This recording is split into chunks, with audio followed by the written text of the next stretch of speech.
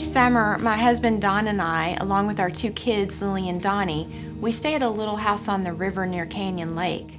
After a busy school year full of work and extracurricular activities, this time with family is welcomed. We embrace the slower season of summer. As I packed for this year's trip, I left behind my calendar, my alarm clock, and my list of never-ending to-dos. I left behind all the usual things that demand my time and attention. In their place, I intentionally left space. Space to just be, space to let go and let God.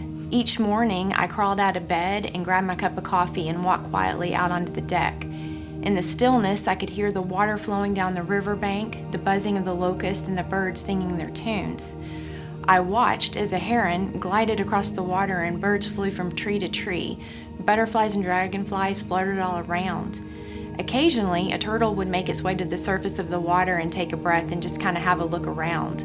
The sun would slowly begin to rise, bringing warmth and the assurance of the day to come. It was a symphony of sight and sound.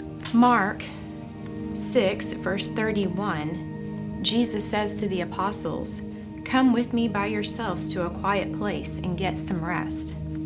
Psalm 62, verse 1, "My soul finds rest in God alone. My salvation comes from Him. He alone is my rock and my salvation. He is my fortress.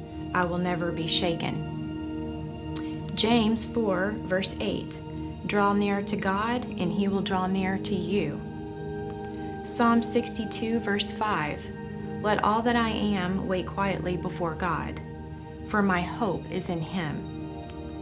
Ephesians 3, verse 19, "You will be made complete with all the fullness of life that comes from God." Psalm 143, verse 8, "Let the morning bring me word of your unfailing love, for I have put my trust in you. Show me the way I should go, for to you I entrust my life." Letting go and let God takes mindfulness, intentionally setting time during our day to allow God to speak to us, quieting ourselves and hearing the melody of life, that which He's created for us. Just as we feel the warmth of the sun or the cool breeze on our skin, we become more aware and feel His presence around us. This summer, I hope you too will set aside some time to let go and allow God to sharpen your senses to His presence.